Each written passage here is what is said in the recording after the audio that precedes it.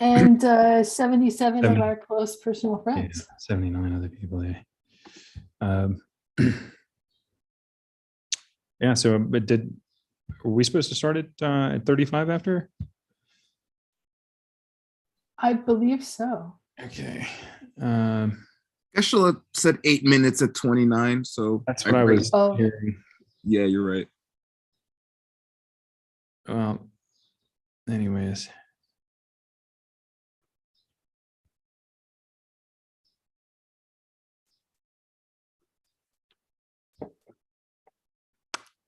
Yeah, because it looks like a lot of people still have their video turned off. So wait for everybody to come back.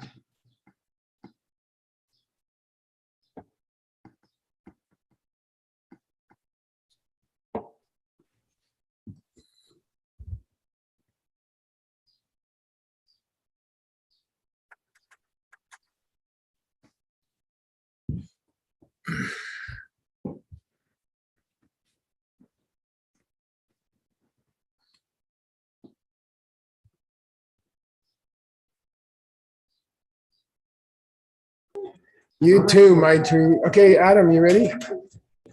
Yes, sir. We'll get it started. Yay. So we've reached a place in our discussion of direct realizations that are reached through indirect means, where the person that we're debating kind of rejects the possibility that a direct realization can be reached by a process of elimination. So in addition to the counter example that we used of a place where there is no coffee cup, what does Kedrup J use to demonstrate why this assumption is incorrect? Whoa.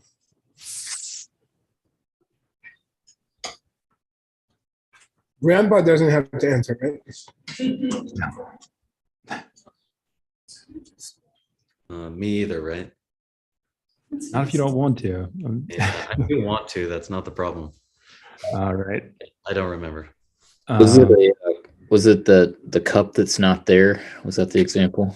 That was the one from 2 sections before. Yeah, that was the counter example we used to defeat the previous argument. I'll just something go about ahead. all knowable things.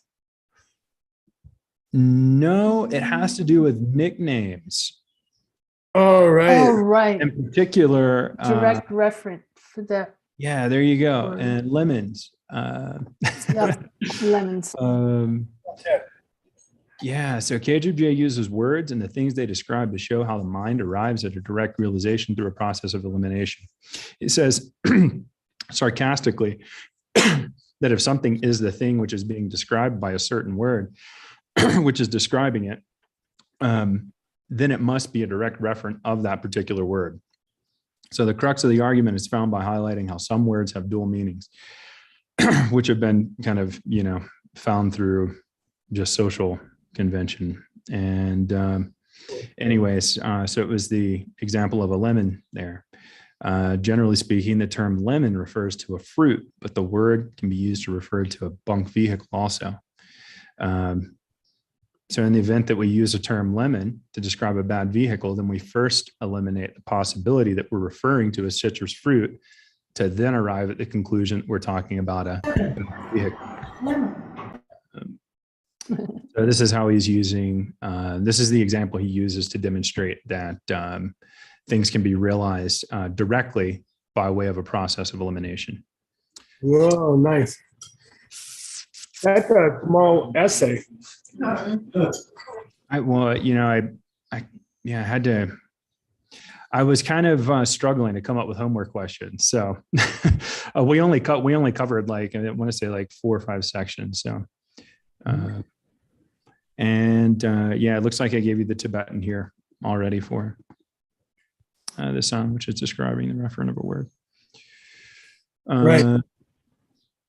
No, hang on. That which is expressed by an expressing word. That which is expressed by an expressing word. Yeah.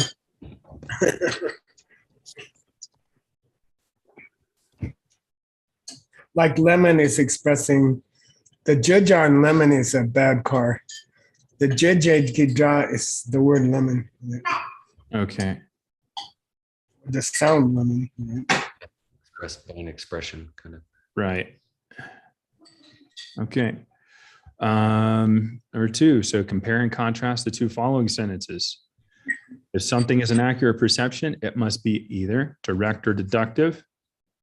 And if something is an accurate perception towards something, towards something, tela, it doesn't necessarily need to be either direct or deductive. Whoa.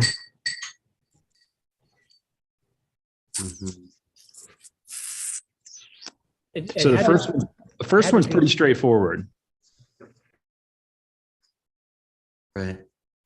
And we'd even agree to the first one. Yeah.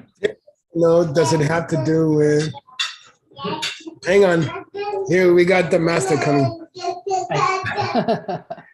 Adam, doesn't have to do with the status of the, if we want to use ontological status for your favorite word, the status of the status of the perceiver.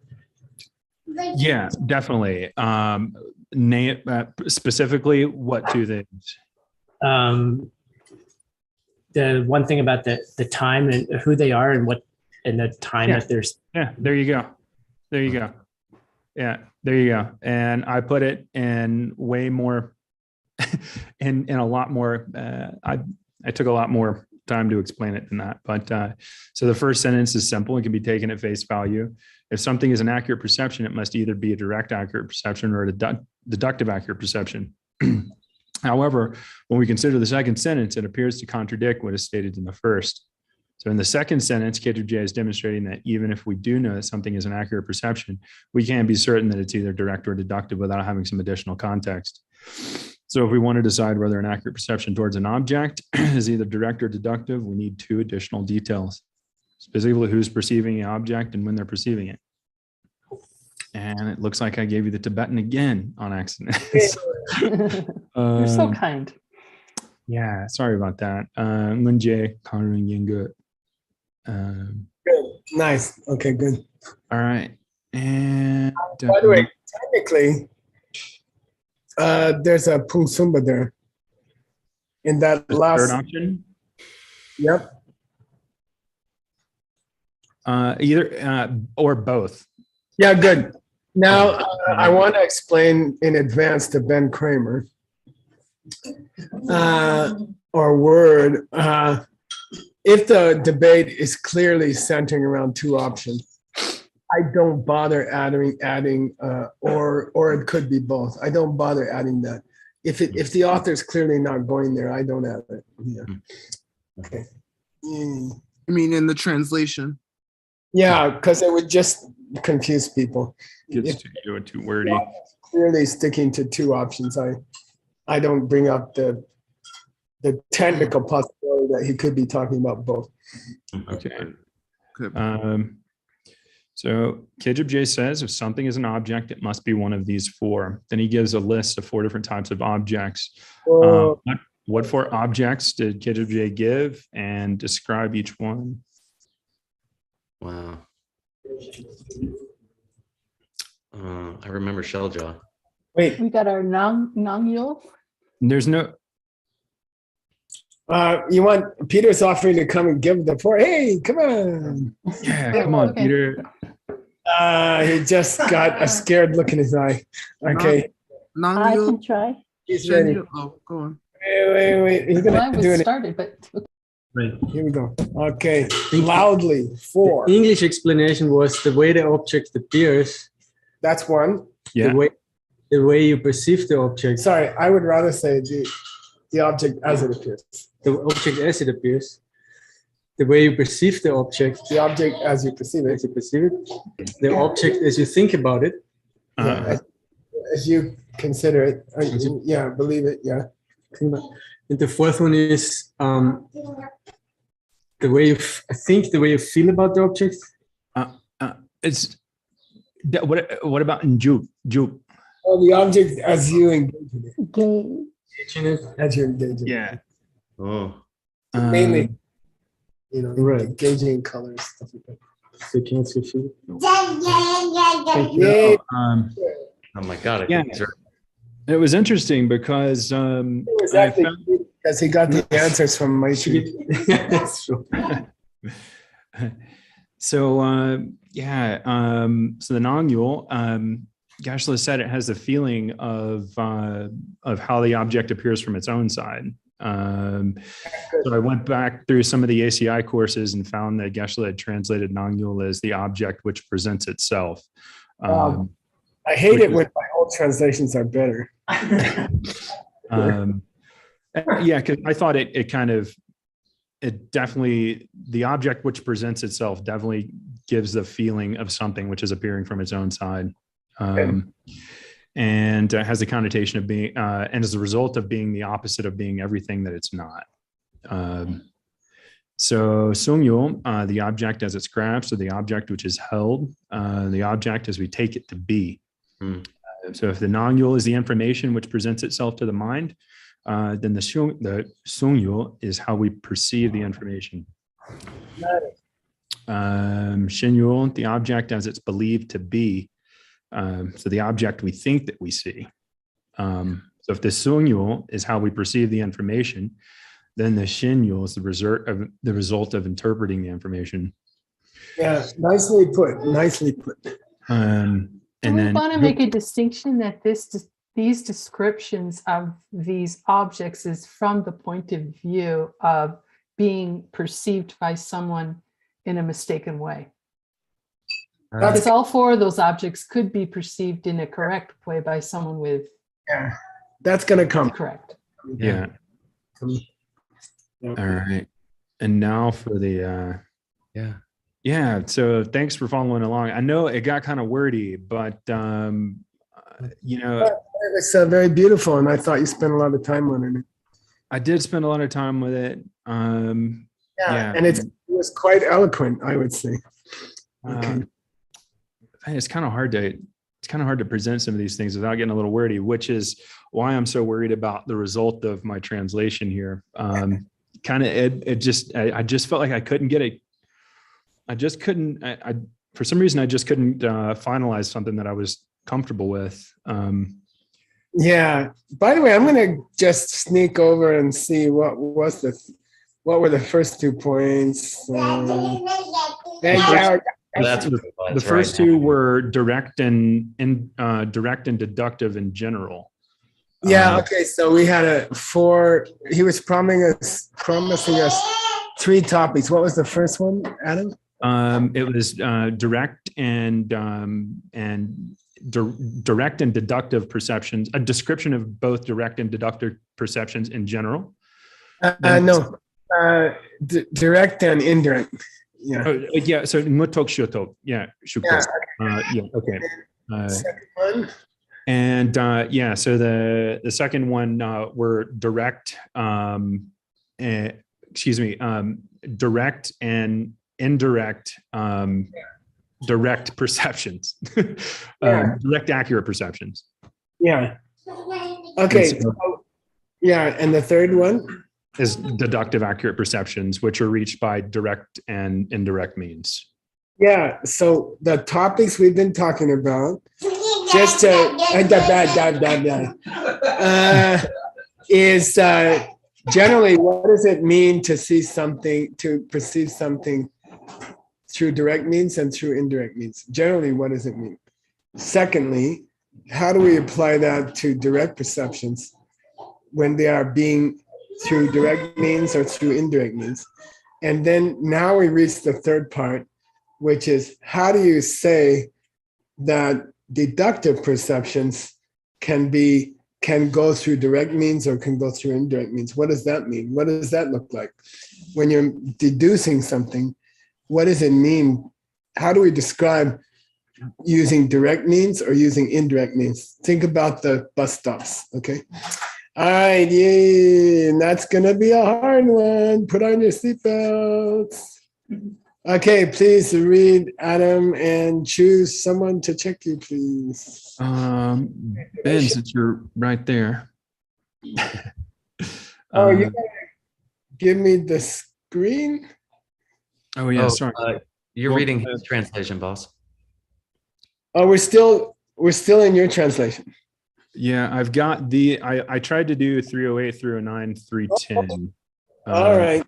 I'm glad you didn't finish the book. All right, here we go.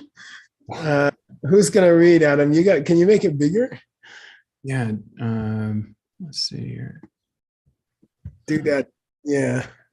Okay, pick a victim, Adam, and then you can, if you really want to do the grandpa thing, make them read, and you can eat dinner while they read. Okay, Earl. Since I heard he was a Zappa fan, I think somebody said you mentioned a Zappa tune the other day, and I was like, Yeah, all I did, right. man. I quoted a totally man. inappropriate Zappa song, but here we are.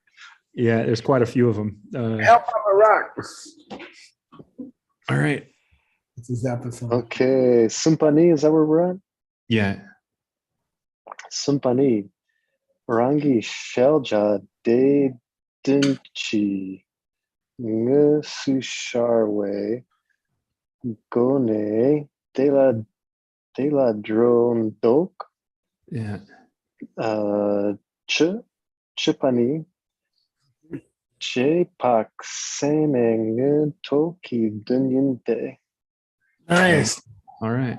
Adam, what is he describing? He's describing deductive accurate perceptions which are reached directly. Yeah, through direct means. This is a deduction, but it works directly. Okay, and that's kind of the hard one that we were having trouble with.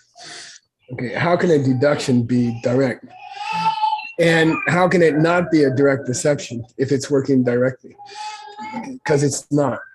Okay, all right. And here's his definition. Adam, you want to go through it? Rangi Shelja. Yeah, so an object of consideration. Yeah, what it's looking at. De Dunchi. Yeah, that mental image. Yeah, you could say the archetype or the mental image of what it's looking at. Like if you're looking at a coffee cup, this is the mental image of the coffee cup. Musushar. It appears directly to that mind. Yeah. It Dondok Chupa. It discerns. Yeah. The Tibetan word is kind of like cuts away wrong ideas about it. And we can just translate it as discerns. Okay. It chops and cuts and clarifies the object. Okay. Directly. The archetype, the mental image, appears directly to the deduction. Okay. And that's how it discerns itself. That's how it carves out its object. Okay.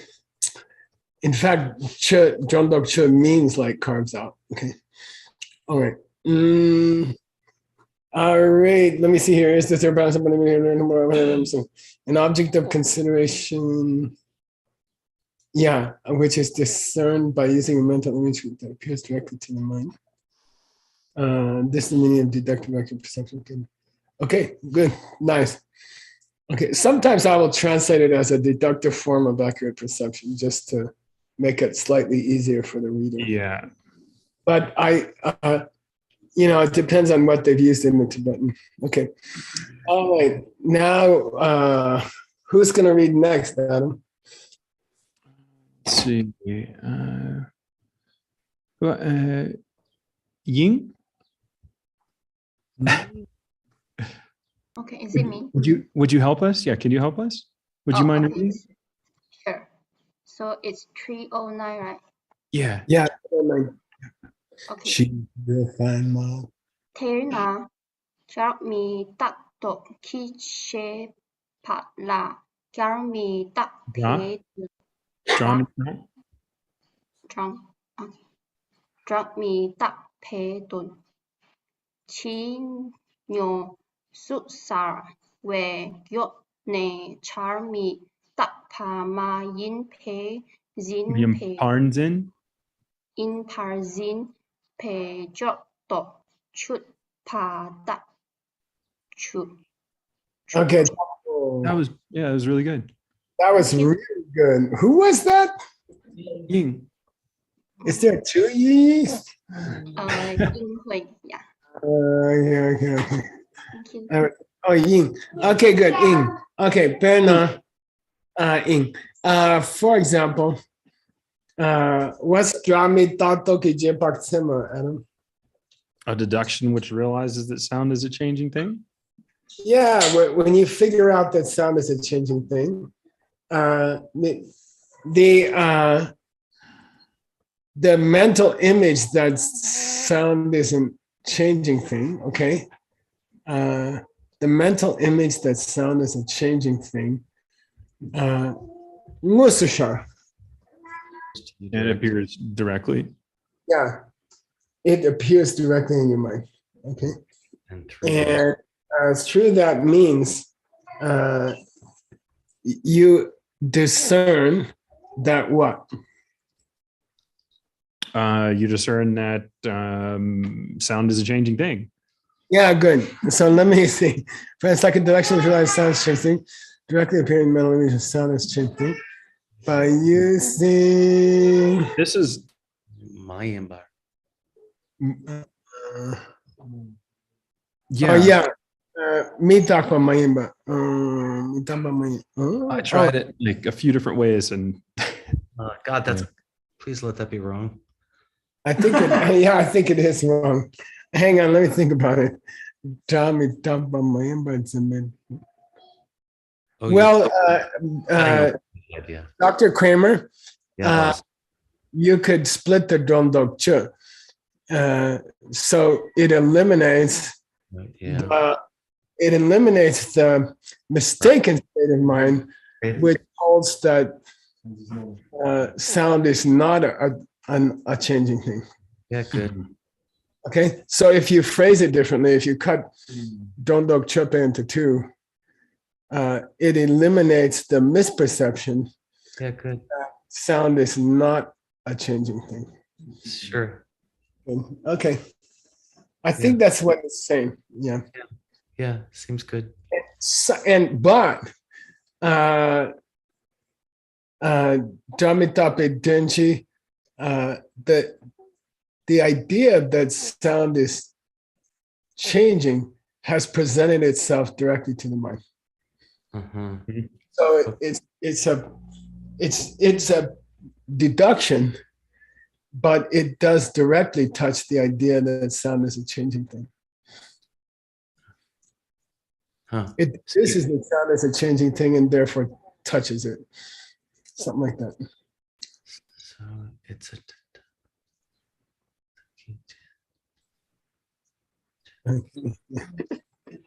yeah. Peter has a question, Adam. Okay. I'll interpret from Austrian, German. That seems to be the case then that as soon as you have learned that lemon is also a better old car. Yeah. And we said that John bought a lemon, just to think about a fruit, then about the old car. Yeah. And in the second sentence, when we take the lemon, we don't have to go to the fruit, we go directly to the fact we're talking about an old car. Yeah, I think what Peter's saying is that the first time you understand that sound is a changing thing, maybe there's some intermediate step, and then when it becomes, what's that word in Tibetan? Automat. No, there's a word for a person who's familiar with the term. Is it? Wow, you are awesome. That's $100 question to a $0. No, $100 answer to a $0. Gibson, $100. What was the term? That was awesome. I thought it was Word talking with a Taiwanese accent. Nah. It was. Nice try. Nice try. Person knows the word for a thing. Like if an Eskimo sees a laptop, that they're not a Dajangi Kibo. Okay. Why did I bring that up? Nikki. Yeah, what I'm saying is that if you taught the Eskimo what a laptop is, after that they would be dealing more directly with the idea of laptop than having to be explained indirectly. Yeah. Okay. Yeah. Okay. Cool. This is tough stuff, Adam. 310. Yeah, and it was one of the that was kind of one of the characteristics of what was it of one of the that was one of the characteristics and one of the points from above is that when we reach the indirect conclusion through intermediary steps, then it becomes direct every time after that. Unless you're a mixed nut student learning a vocabulary word. Forget it 12 times. Just kidding. All right, go ahead, Adam. So let's see, who else do we have? I'll pick on somebody. Ing did a good job. Yeah. About Oscar? Ooh, nice. Yes, sir. We're on 310. Okay. Oscar, stop barking. Ranki Shelja Daytun Chingus Sushar Netro Ndok Trondok Chetop Kirang Latun Chimashar Wei Chu Shenla Yang Trundok Chupani Yepak Semei Shuktok Kitun Yinte. Nice. Oh, thank you. Very good. Adam, what are we defining in 310? It's a deductive accurate perception, which is reached by indirect means. Good. A deduction, an accurate perception in the form of a deduction, which is working indirectly. Okay, so what's that look like? Rangi Shelja, the Dunchi of what is what? What is considering? Yeah, the mental image of what is considering Mutsashar. Appears directly. Yeah, appears directly to the mind. And then it goes through some process of discernment, okay? And Rangla Dechi Mashawe Chushenla Yang. But it, I'm sorry. The Dunchi, the mental image of what is trying to perceive, does not appear to it directly, right? Hold on, and it has to work through discerning a secondary object, like a bus stop on the way to the final destination, right? Okay. Yeah. Okay, and that's a JPOC Tema, deductive form of accurate perception, which is perceiving its object shukto. Indirectly. Yeah, indirectly. Shuk, by the way, means power. There's a big debate about a Dharma protector, which I'm not involved with, called, what's it called? Vega, power. Okay, so Shukdok means by the power of a second thing, you see the first thing. So it's called power, like a power nap, power perception. But it means by the power of perceiving a second thing, you see the first thing. Okay. All right. Adamski.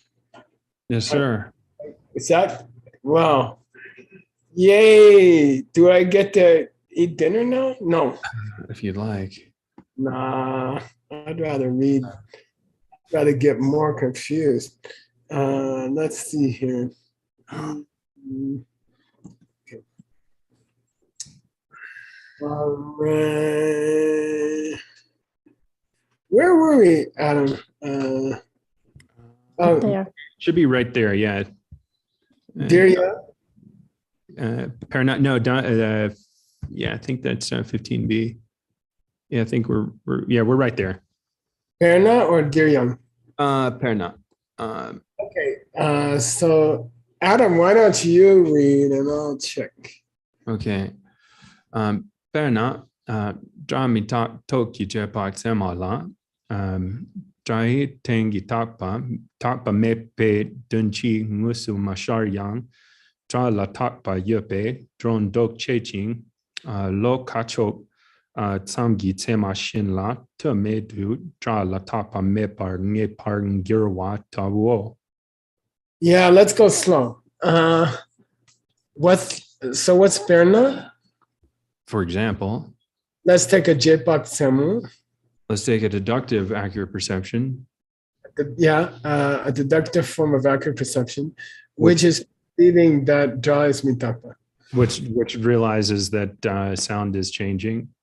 Yeah.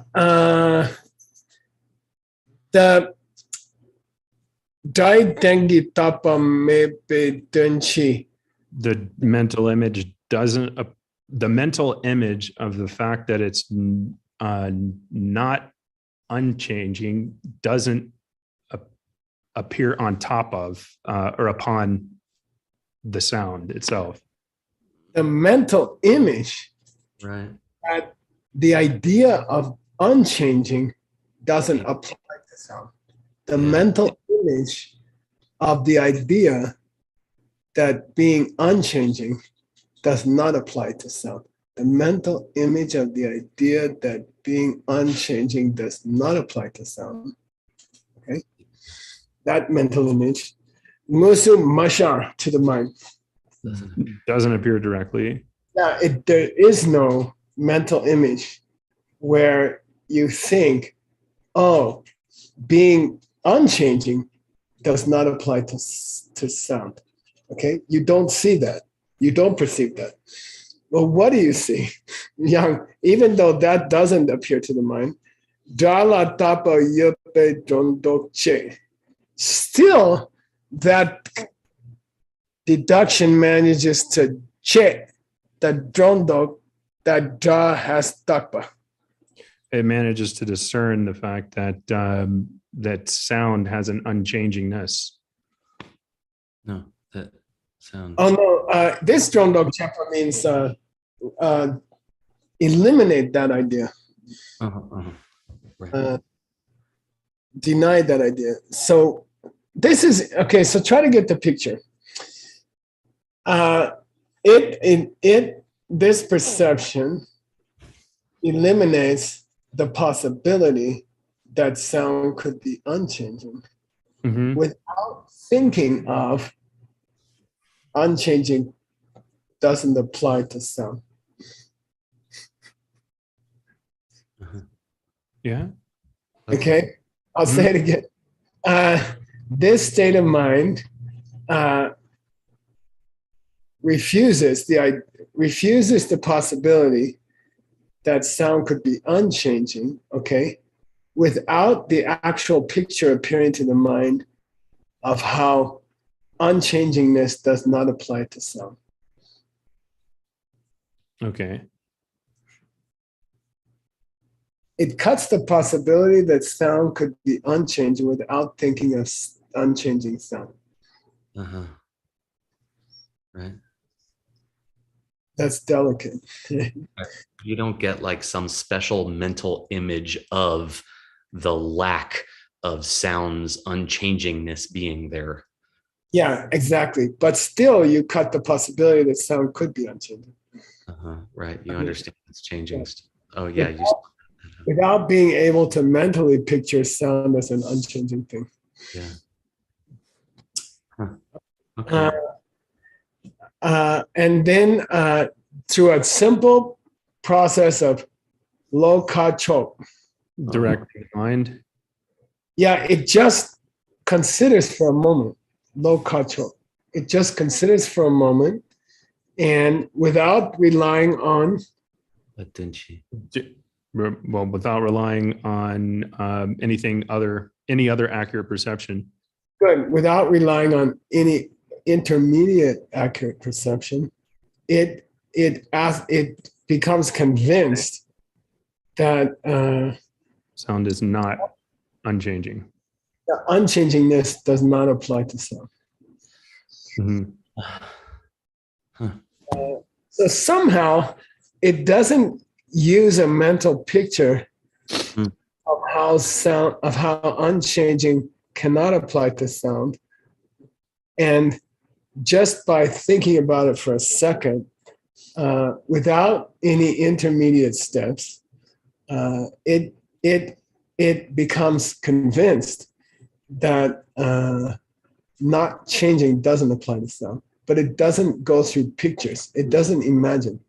It doesn't go through a process of imagining what it would be like and then eliminating that. How's that? Could we check in? This is our example of which darn one again? This is the living example of a deductive form of accurate perception, which is going to indirect. It's going to direct, which is going through direct means. Yeah. Oh, is it direct? I thought it was indirect. Nope. Okay. Next one. Oh, Yeah. I'm sorry. Shukdok. indirect. Yeah, it's indirect. Yeah, you're right. It's indirect. Yeah. Boy. That's weird. So it seems like direct here means a dunchi appears directly to the mind.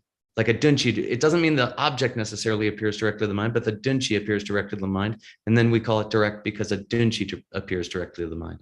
Is that right? Well, let's look at the two examples. Oof. Here's the example of a deductive form of accurate perception, which perceives its through direct means, okay, without intermediate steps. And that was in Adam's translation. That deductive perception of the fact that sound is changing, okay, it doesn't get a mental image of what it would be like for sound to be changing. It does not use a mental image of sound as something changing, okay? It just grasps that sound is not, it just eliminates the possibility that sound could not be changing. Okay. All right. It doesn't directly have a mental picture that sound of the abstract idea that sound is changing. Rather, it simply operates through denying the idea that sound could not be changing. Okay. That was direct. Now here's indirect. Now again we have the same Chechen, I think. Oh, yeah. My part. Yeah, we have the same Chechen. Let's take the deductive. Let's take the accurate perception, which is in the form of deduction, which perceives that sound is a changing thing. Adam, is there some difference in the Chechens? Yeah. Drami talk Toki Jepak. Can you go back down? Drami talk Toki Jepak. Sema. One is accurate and the other one says not accurate. I mean, I don't think JPOC is ever used without being accurate. I mean, that's the only difference I could tell in those two first lines. And then something's strange here because I don't see a difference in the Chechen. That's good. Then maybe that's one of the reasons I was having such a hard time with the translation. Right. Yeah. Mitak Mayan. Yeah, Mitak Mayan. That still feels uncomfortable. That's the part that I was stuck on. But I mean, it's not a changing thing. Sound is. What did we say is Mayan again in that first one, boss? Well, first of all, it disturbs me that it's the same chichen. Yeah. Okay.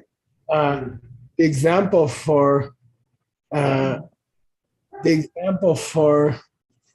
direct form of a deduction and the example for an indirect form of a deduction are the same.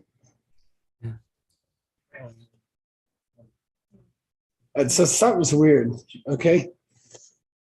Maybe it means the same deduction towards the same object arrived at by a different means. Maybe it's possible to perceive that sound is changing by using deduction, which deals with certain kinds of archetype thoughts.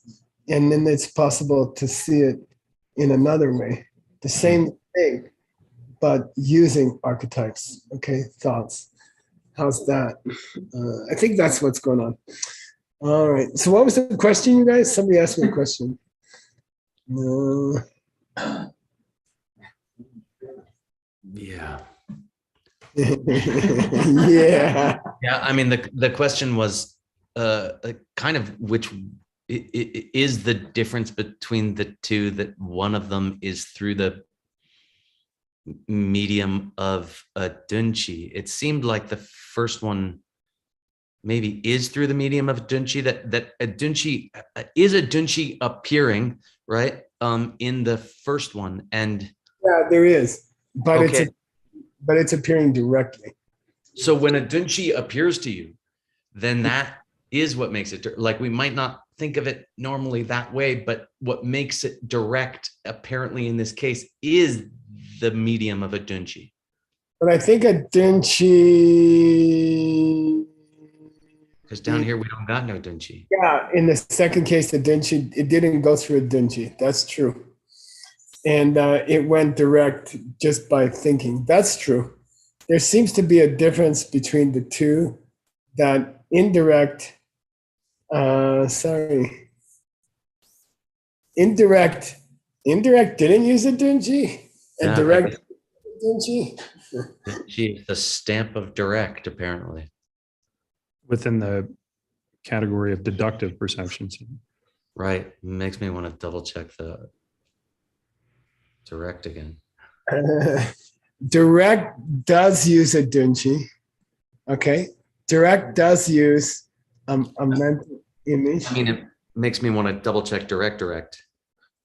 Direct does use a dunchi, and direct doesn't use a dunchi. Oh, Lordy. Okay. Seems like direct should be in quotes, like so-called direct. Why? Well, direct here means no intermediate steps. Right. I guess between you and the dunchi. But when you do use a dunchi, it's direct, and when you don't use a dunchi, it's indirect. Yeah, right. Oof. But the second one, yeah, and and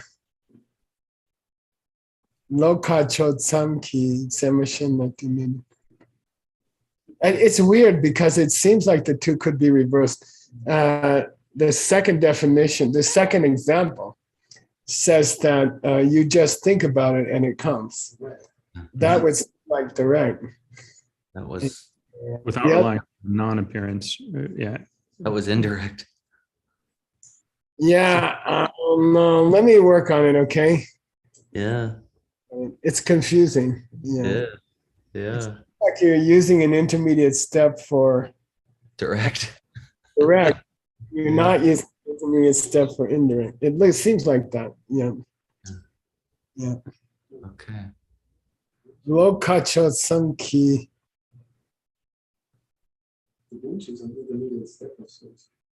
I mean, if there's a misspelling here with a low kacho some kitema, if this is this key? Okay. Yeah, but the other one goes through all the trouble to say gone even. It's not even key. It's so. Some kitema. Then it would say with the indirect doesn't rely on a simple act of wanting to see. Okay. If this is key and not key, it makes more sense, but we're gonna have to suss it out. Okay. Yeah. Let's go on. Okay. In rare circumstances, you surrender and you say, I just can't get it. And you can either close the book and go home and hope something happens, or you can just keep going and hope that you get more information that helps you figure it out. Yeah. And I don't like to do that, and I do it rarely, but I do it when I have to. So let's keep going. I call it parachuting over the enemy lines. But then you might be there, between two different enemies. All right, here we go. Who's reading, Adam? Let's see. We've got.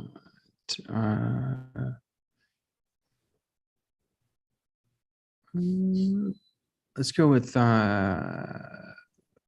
Anatole. Yeah.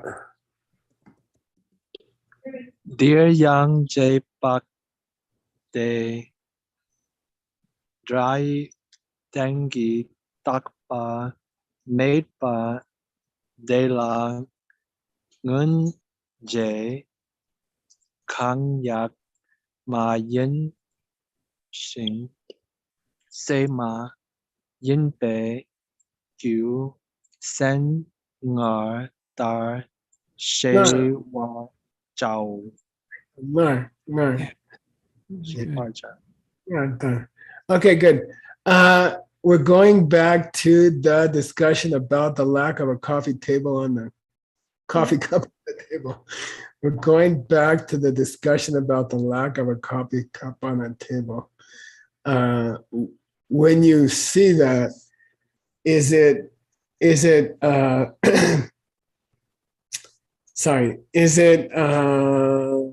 direct form of accurate perception, or is it a deductive form of accurate perception towards the lack of a coffee cup? Okay. Is it a direct form of accurate perception towards the lack of a coffee cup? Or is it a deductive form of accurate perception towards the lack of a coffee cup? Okay. What are you talking about? Jai tengi tapa mepade. Okay. Now you used a deductive form of accurate perception to see that sound was changing. You used a deductive form of accurate perception to see that sound was not unchanging. Okay. All right. That object called not unchanging, the lack of being unchanging, similar to the lack of the coffee cup on the table. Okay. The lack of being unchanging. He says, let me take you back to that coffee cup thing we talked about. Okay. That deductive form of accurate perception, which is going through, I guess, indirect means, okay? Does it involve a direct accurate perception towards lack of being unchanging? Mm-hmm. Is it a direct perception of a lack of unchanging? Mm-hmm. Which applies to sound, okay? The lack of unchanging applies to sound, like the lack of coffee cup applies to table. So I want you to focus on the lack of being unchanging. Focus your mind on the lack of being unchanging, okay?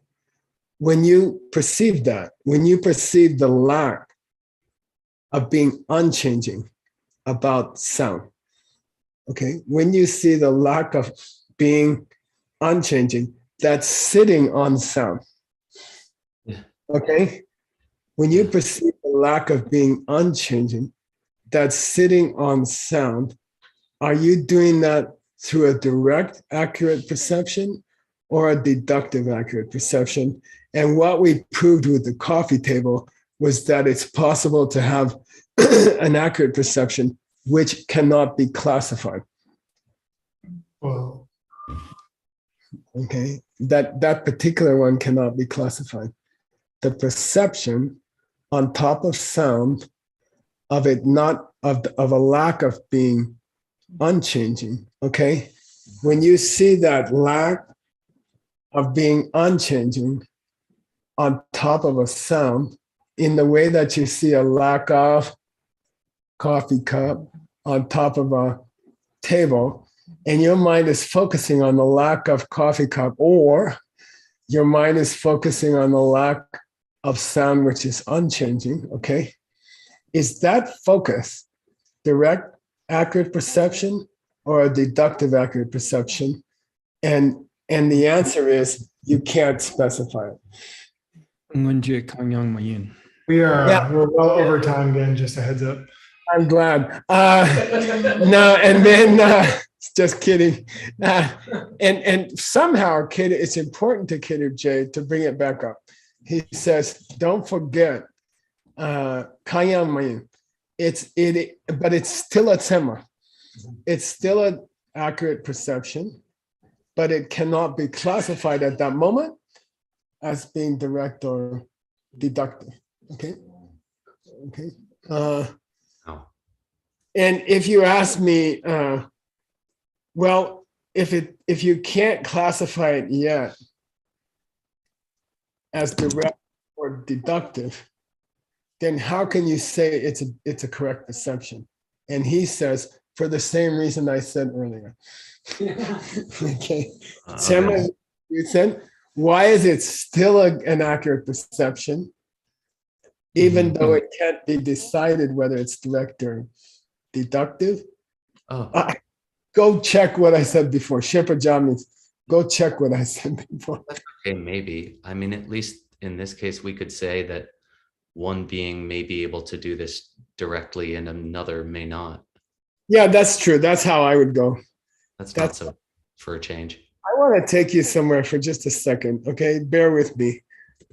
We're gonna 5:28:22. Term 17 stopped here. I just want you to see something cute, okay? And I'm going to translate it for you. Where is that?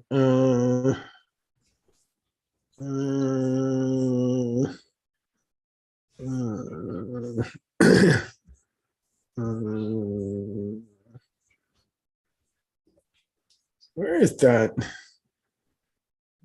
Let me go back up again. Hang on.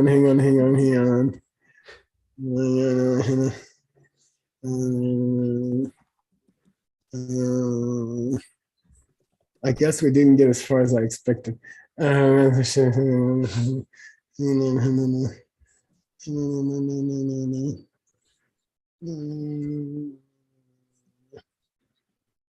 yeah.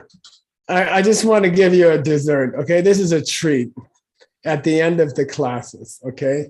Here's a treat. Adam, are you still there? Yeah, I'm still here. Please start with ko here at the top, end of the top line. Kowo la rikpe, sang sik shinyang mang du yokyang yike mang ki ke pa machi so. Dok pe machi so. Not dok. Top. Machiso. Listen, you guys, I got lots of other unbelievable logic mysteries for you.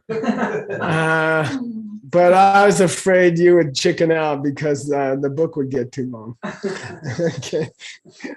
All right, I'm going to leave it there. I got lots of other mysteries for you guys. But, I'm afraid it would be too much for you guys. So let's leave it. Yay, Adam. Thank you. Your first book is up to 390 pages or something. Okay. It's the next book out, you guys. Be sure to watch. What's that website called? The Diamond Cutter Press. All right. We'll see you in how many? Nick. I just want to make one quick announcement. Stay tuned here for the final episode of the term, which is a question and answer session with our leader here, our teacher and great translator and boss and Lama Geshe Michael. But first, I just want to say a quick thank you to the translators. And before we even take a break, because I don't want to forget, you guys are incredible. There's a Chinese translation team, and that's pure gold. And you guys, a group that was started by Allison and Stanley 5 years ago or something, they pulled together some of the finest minds in all of China, willing to listen to us talk fast and try to make sense of what we're saying into one of the most different languages in the world from ours. So thank you guys so much. You're amazing. Ina has worked very hard to pull together a large team of people translating into Russian, I think native Russians and Ukrainians. And you guys are so patient and you work so hard and you put up with us and our crazy terminology and our inability to slow down. Thank you so much. And Romanian, Anna, I think worked hard to pull together the team of translators. The same, you guys are great, and we're lucky that, you know, there's so many people in Romania that want to hear us. And I'm impressed that you're translating me right now because I'm still not talking slow, even while I'm criticizing myself for not being able to talk more slowly. And Hasso, I know, and Berta, you guys have worked so hard to pull together the team of Spanish translators. I'm going to share a cute picture that Hasso pulled together of you guys. Hold on, there you go. There's our Spanish translation. Look at those beautiful faces. And Hasso looks very executive down there on the right. Yeah. I'm going to hit him up for a donation. I know. That reminds me of something he once said. Anyway, I'll tell that joke later. Thank you so much. You guys are amazing. And you've been coming, all of you translators have been coming so steadily. And you're probably, so good at this now that you could teach all of us, Tibetan translators a thing or two about what we're talking about. So just thank you all so much for coming and working so hard to do this as volunteers. You're all great. And we're very, very grateful. And the same, I'll thank the tech team when we come back together. So have a break. And then I'll see you guys really soon and join us for the Q&A. Thanks. Thank you. 5 minutes, Nick? Yeah, I think 5 minutes is good. Yeah. Okay. Thank you. Thanks. See you soon. Dun, dun, dun, dun, dun, dun, dun, dun.